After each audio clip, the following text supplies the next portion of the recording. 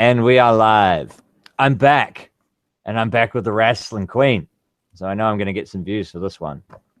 Unlike my other videos, Mackle. And today it's another wrestling video, ironically, with the Wrestling Queen. Say hi, Wrestling Queen. Hello. Welcome to the show. Okay, so today we've got a couple of lists for you. And they were going to be short, but it looks like, especially my list, is going to be quite long. But it's going to be some of our favorite wrestlers, Mackle. And we've both made the top 10. And we've both got some honorable mentions. So we're going to get our honorable mentions out of the way first. I'll say mine, and then Wrestling Queen will take the floor, and she'll tell you her honorable mentions. And then we'll get into the list. Mackle. Alrighty. My honorable mentions for some of my favorite, and this is for our favorite wrestlers of all time, right? And I didn't really go back before my time, before I started wrestling. So it won't be one of those fake lists that you see from 15-year-old YouTubers talking about the 70s and shit.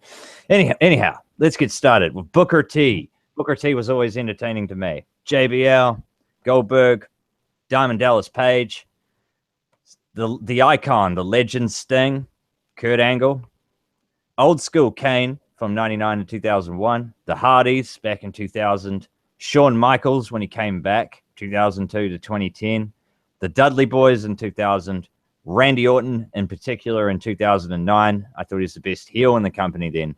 And of course, the Nature Boy, Ric Flair. Woo! And those are my honorable mentions. Okay, so my honorable mentions are Randy Orton, 05, Sting, of course, Shawn Michaels, Scott Steiner, Big Papa Pump, Road Dogg, Jeff Hardy, and Kane during the Attitude Era, not corporate Kane. No. Not a fan of the corporate Kane. No, MAGA. That's a different person to Kane. There's the demon, and then there's corporate. Apparently. Alrighty. Well, might as well start off into that list. Okay, so number 10. I changed number 10. I took the Dudleys off my top 10 and put Edge back on there because I hated Edge, and I hated Edge so much when they pushed him as this fake good guy in 2002. In particular, he was beating Kurt Angle, Chris Jericho, all these guys in steel cage matches on SmackDown. And I thought it was just garbage. But he won me over with a rated R superstar gimmick 2006 onwards. I thought he was one of the best heels in the company. And that's my number 10. What's your number 10, Wrestling Queen? My number 10 is Eddie Guerrero. May he rest in peace. I loved his gimmick, his performance. Always made me laugh. Best way to entertain for SmackDown when it was good. But, yes, that's my number 10. May he rest in peace. Yes. All right, my number 9, and this is really going to surprise some people who know me. Okay, I'm sorry, but I have to be honest, and I've said a lot of bad things about this guy, but CM Punk. CM Punk was, I'll give you indie fanboys credit. He's the best indie wrestler out there. But he was definitely one of the best guys to come along in a while. But he just didn't have what it takes. And that's just me being honest. But yeah, Punk was my number 9. My number 9 was Chris Jericho. Specifically during the Attitude Era and mid-2000s when he was good. I loved the highlight reel, how he made fun of everybody. Awesome, yes. Not now, though. He's kind of just turned into the Miz now. Well, he looks like he's a member of NSYNC. Yes. Yes. Just like, I guess, like, on this week's Raw, much as I didn't want to turn in, I turned in, and I just laughed when he came out. He looks gay. Yeah. Sorry. Yeah. Kind of looks like borderline midlife crisis, eh? But my number 8 is ironically Chris Jericho from 1999 to 2002. Loved his mic work. Brutal stuff him and Stephanie came up with. And in particular when he became an egomaniac, when he was the first ever undisputed champion, and when he turned heel during the WWF Invasion angle. He was just an egomaniac. It was very entertaining promos and entertaining television. So Jericho is definitely number 8. My number 8, the immortal Hulk Hogan.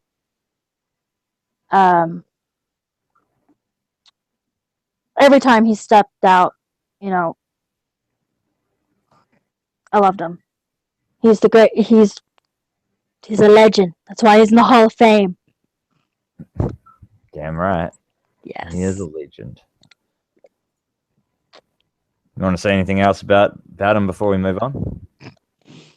No, not really. Go on. Proceed. Okay. All right. Coming up next for me is one of the guys from the Ruthless Aggression era, Batista. I always preferred Batista to John Cena. I thought he was a better face of the company. I thought he looked more like a champion, acted like a champion, had better matches, was more coordinated considering the guy was just a bouncer. The way he was treated in 2014 is despicable. He didn't bury anyone. The only guy he beat was Dolph Ziggler. All he did was put over talent. He knows what you people out there want, in particular you smart marks out there. He knows what you want. Batista knows wrestling, Michael, and he also isn't afraid to say that the WWE today sucks dick, and he publicly says it sucks dick. He doesn't matter who so Batista is real, and I respect him, and he is one of the best, in my opinion. So Batista, number 7. My number 7, Goldberg. Loved him in WCW. Loved how he came to WWE. Now I don't want to botch this. I can't remember who. Oh, I think it was Edge, wasn't it? That he came after. No, he came after The Rock. Okay, yes. I just. Sorry, my brain is on. Yeah. Bad day. But I loved how he just came out of nowhere. Yeah. For WWE. But I'm you know what? Yeah. I'm still hoping that if he can make a return and come for one final match, just how like Stang did it. What would be awesome is if if Batista shows up and just eliminates Daniel Bryan at the Royal Rumble. I know that's like nothing to do with our list. It just came to me, and that would be awesome. He's not even scheduled. He just shows up and eliminates Bryan and tells the crowd to deal with it. That'd be awesome. That would be epic. The thing about Goldberg, I think it'd actually be cool is if he just showed up and speared Reigns. Honestly. Oh, yeah. And gave him a jackhammer. Oh, yeah. Show him what a real spear is. Yeah, and did that psycho shit he does to the camera where he looks real super intense, intimidating dude, man. Fuck. Yes. Bill Goldberg. I don't know what Punk's problem is, but Bill Goldberg is better than you, Punk. I should have put him in your spot on my list. Should have put you in the honorable mentions. But it's too late now. So, yeah. Anything else you want to say about Bill Goldberg? Nope. I'm ready to move on. I'll move on to my number 6. Now, to be honest, all of the guys are my top 10 except for maybe the top. Apart from the top 5, the last ones I've had could be interchangeable. But Triple H is very close to being in my top 5. But he's my number 6. Triple H was a believable bad guy. He should not be compared to Seth Rollins because Triple H was scary. I remember that. Triple H, even though he's a coward and all this stuff, the dude was still scary. Like, he looked like a champion. All right, and Triple H made wrestling good. He helped carry that company in 06 in particular and onwards to 2010 where he started easing off wrestling, which he did. Ever since then, he hasn't really wrestled very often. Triple H, when he reunited with Shawn Michaels and DX, Triple H, a lot of good promos, helped make SmackDown good on his brief run in SmackDown. He doesn't bury everyone like people seem to think he does. I remember him putting over Benoit, that fucking guy with no character and no mic skills. I remember him putting over Jeff Hardy, another guy with no mic skills. Yes, he did bury CM Punk a little bit. He should have put him over, but whatever. Triple H has put over a shitload of people. So the game is deservedly in my top 6. My number 6 is Brock Lesnar. I remember when he first arrived on SmackDown. Very intimidated son of a bitch. Still is today. One of my favorite moments, I would have to say, was when him and the Big Show on SmackDown made the ring collapse. Oh, by God, that was epic. That was a very oh my God moment, because I'm like, are you serious? And it wasn't staged like the Mark Henry Big Show. No, like you could tell that wasn't part of the plan at all. No, because the ring post at the far opposite corner of where they came off the turnbuckle, that thing just blew out. It's lucky no one was standing there. Oh yes. Great moment. Yes. And even today when he comes out today, I'll still chant for him. He's good. He still scares me. Dude's freaking scary. I wouldn't blame you either. I would not blame you. Yeah. He's an intimidating man.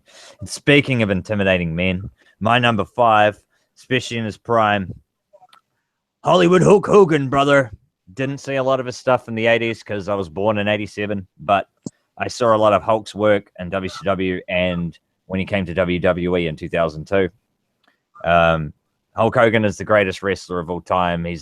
He made wrestling what it is today, and he should be forgiven for that stupid thing that he said. Oh, yes, I agree. Like, that's just taking it too far. Like, come on, get over it. Just get over it. And plus, like, the people punishing him are such hypocrites. Oh, yeah. They're racist, too. They've done sick shit. Yeah. Anyway, Hogan's my number 5. My number 5, the dead man, The Undertaker. I loved him, dead man, and also his biker era. That was good. Just how he carries himself, the whole streak and everything. Like, when watching him, I thought he was the most unbeatable man to go. Like, I specifically loved watching when I could watch WrestleMania, loving WrestleMania for the whole fact that there was going to be an Undertaker match for sure for the streak.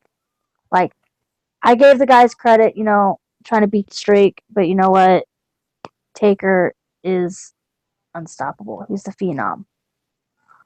What more can you say about a legend?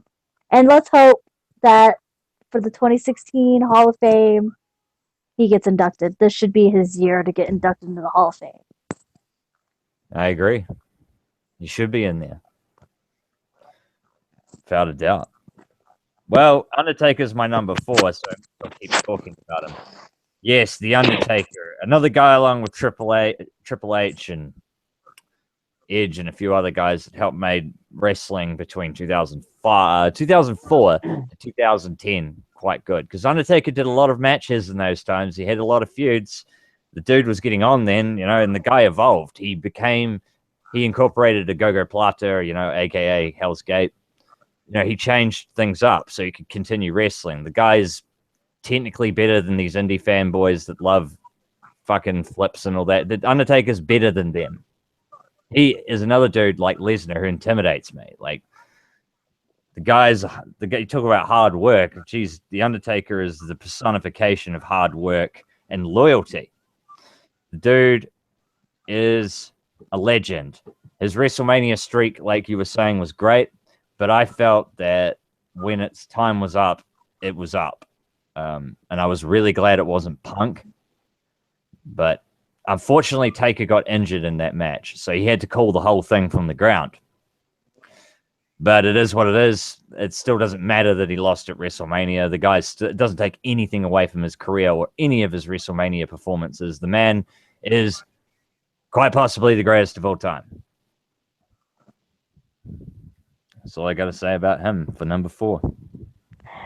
My number 4 is Batista. Um, when he first came in, like Evolution, I love that stable. Best stable for Ruthless Aggression for me. I loved his feud with Triple H, with the whole World Heavyweight Champion. Like, back when wrestling was good and you get really into the storylines and everything. But overall, he was a beast. And when he came back in 2014, I was shocked that he didn't get a really good reception. Like, that really, like, that kind of made me angry a little bit. Mm-hmm. Like, this man's been away for so long. That's because the fan base is changing. Oh yes, but I still marked out when I saw him return. But yeah, I got why they were butthurt, right? I got their reasoning, but I just thought it was like out of line. Like, it's not Batista's fault. No, no, and overall, like, he was like Triple H and everything. You know, he was a good champion. He's one of the good ones. I mean, it's sad that he's gone now, but I mean, who could blame him? Who really could? No. Yeah, like I said earlier, he says it sucks, and okay, fair enough. You don't want to do it. I don't blame you. Exactly. Do not blame you, big man. Exactly. Okay. Anything else you want to say about Batista? No. Okay. All right. Let's move on. And my number 3, and this will surprise no one. Oh, the beast incarnate, Brock Lesnar. Especially when he debuted. Holy shit, this dude was a freak of nature. You just think steroids looking at him. But like typical freaks of nature, there's usually something wrong with them. And what was wrong with Brock was something called diverticulitis, which almost killed him on 2 occasions. Oh, no, 1 occasion it nearly killed him, and it nearly ended his MMA career on the other occasion. Another guy who gets shit on for not wanting to be a professional wrestler, not wanting to be full-time. That's, to me, that kind of makes you look like a jealous person. You're jealous of probably his wealth, his property, and his success, and the fact that he doesn't have to work full-time anymore. Like, I'm sorry, that's what it looks like to me. So, as far as him being a wrestler, when he's there, the dude is as good as Kurt Angle in the ring. The guy is like everyone else now. He's watered down, but he's still awesome. I do get a little bit worried about him when he gets real super red, because I know what's causing that redness, and that's the medication he has to take so his diverticulitis never comes back. And you could really tell the dude was sick when he came back in 2012. Just look at his body when he walked out and looked at John Cena. Then look at him a year later at WrestleMania. I respect the man a lot. I respect him greatly for achieving stuff in MMA and doing his own thing and being successful. So Brock Lesnar is the man. He's the fucking man. And that's my number 3. My number 3 is Triple H. To me, he is one of the greatest wrestlers that helped with the WWE. I loved him during the Attitude Era with the DX. That's honestly my all-time favorite stables. Best champion that you could have when he was in the ring. Like, that man, amazing. Yeah. He looked like a champion. He's what's best for business, in my opinion. Hell yeah, he needs to win the Rumble, man. Fuck. Oh yes, if he could come out at number 30 for the Rumble this Sunday, oh man, and just win the champion. Oh yes. He should do it like a heel too. He should just get a whole lot of people to help him. So he just Exactly. rush the ring with 10 other people and overwhelm Reigns and just throw him out. Or get Cena to turn up. Get Cena to turn up in the sling, and as he pulls Roman Reigns out over the top rope and runs away laughing. I don't know. Turns Cena heel that way. That would be hilarious. I double crossed you, Roman. I double crossed you. Use my noodle. You ain't taking my spot, Jack. I loved how when he was in Evolution, like amazing. Just him and Shawn Michaels. Yes. They had a feud back then too. Oh yes, that was a good feud. DX reuniting, that was epic. Love seeing that too because I was a big DX fan. Just now that Triple H doesn't wrestle anymore, like the man's still a legend, but I just kind of wish that he'd kind of get in the ring more. Oh yeah. Now, like I really want that, but it is what it is. I'll settle for it, but yes, that is my number 3. Alrighty, and very good number 3 as well. Number 2, Stone Cold Steve Austin. What can I say? What can I say? What can I say? It's all been said. It's all known. But I will talk about one thing. When Stone Cold turned heel, he started being funny. When him and The Rock were in the center of the ring, you think the Texas Rattlesnake from the Austin versus McMahon feud would have been able to sing a duet with The Rock? No way. Do you think he could have sung country music with Kurt Angle? No way. Do you think he would have been able to come up with that just gold, that promo gold, when he started coming back and he turned face again after the alliance were done, and he started saying, what? What? What? Chris Jericho, undisputed champion? What? Vince McMahon screw Stone Cold? What? It's just great. Fuck, he's intelligent, and he's so much better on the mic than so many. He's fucking awesome. He's just so, I'm so lucky to see Stone Cold Steve Austin's career. And he left, and he hasn't come back for any money, any kind of match. He was happy to put The Rock over at WrestleMania, and he wanted that to be it. He's happy with that. And that is, the man's a professional. Any thoughts? Well, actually, your number 2, my dear. Well, we must be on the same wavelength because my number 2 is Stone Cold Steve Austin. You literally took the words out of my mouth about him. Amazing. Badass dude. And he would scull beer after winning matches. That's epic. That was epic. I'm like, and he just kept down, just going, but that he entertained me so much. Like I could laugh my ass off for days. Every time, the man's a legend. The man is a fucking legend. And the whole Austin and McMahon feud, that was amazing. I remember the whole when he came out in the Zamboni with the fucking beer and just sprayed the entire ring, and oh my god, that was good. Coming out, being the sheriff of Raw, coming out in his little 4-wheeler. Badass. You just mentioned Sheriff Austin. I want to mention something and see if you can remember. Do you remember when Triple H broke character and walked up to Austin and said, "Is that a badge? Are you wearing a badge?" And he just embarrassed Austin. Austin, he was paid out. He was trying not to laugh. He knew it was ridiculous too. He had no response but to give Triple H the finger, and then they went back on and did their promos. That was a funny moment involving those two. Yes, that was. Yes, that was. But what? Give me a hell yeah!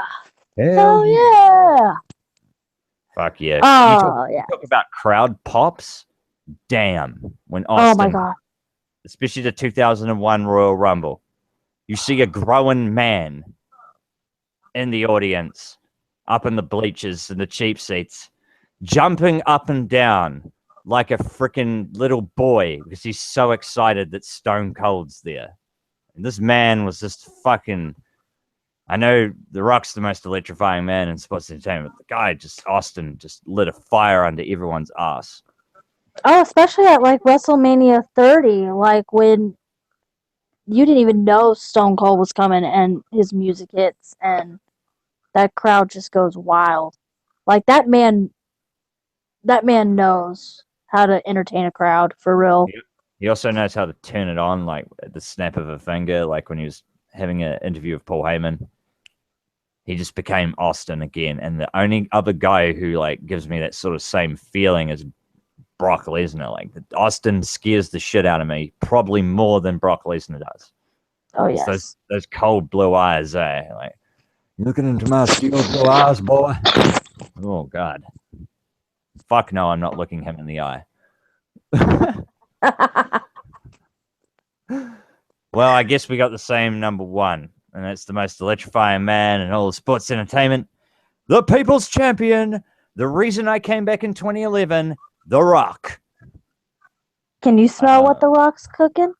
Can you smell what the greatest man on the mic, except for maybe Ric Flair, is cooking? People talk about Bray Wyatt. People talk about CM Punk. The Rock is the master of the microphone. So much charisma. He had so much charisma. It made him look like a better in-ring wrestler than what he actually was.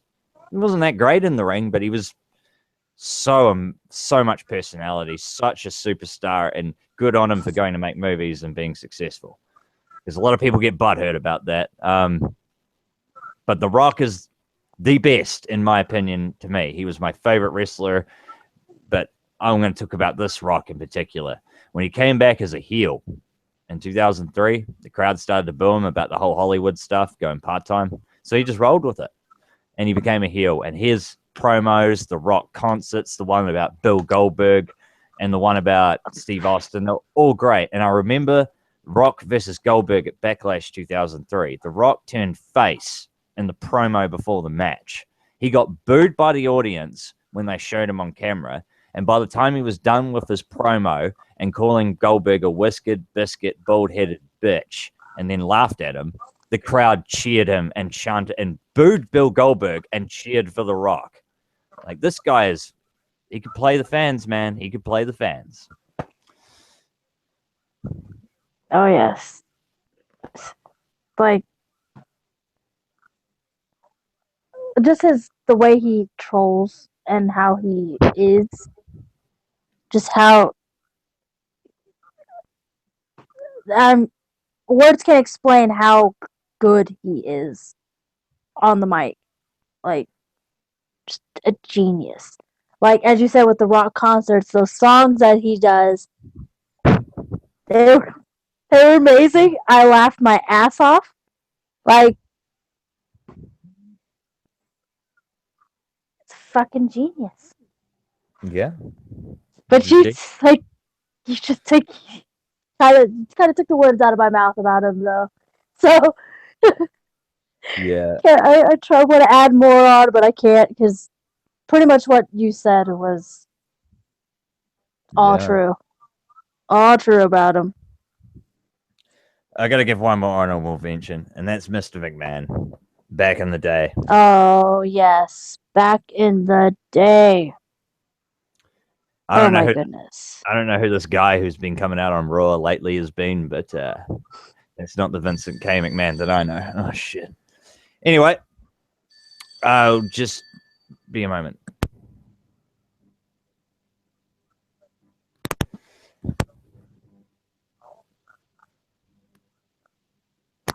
My apologies. So, yeah, if you got anything else to add, I might end this live hangout. I believe I'm good. Okay. Well, thank you for being on the show again. Ladies and gentlemen. My pleasure.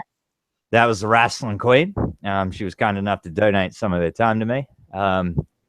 Thank you for watching and listening to our lists. And yeah, have fun. Oh, and Raw's on right now. And if you chose to watch this hangout and not watch Raw, then you made a good decision.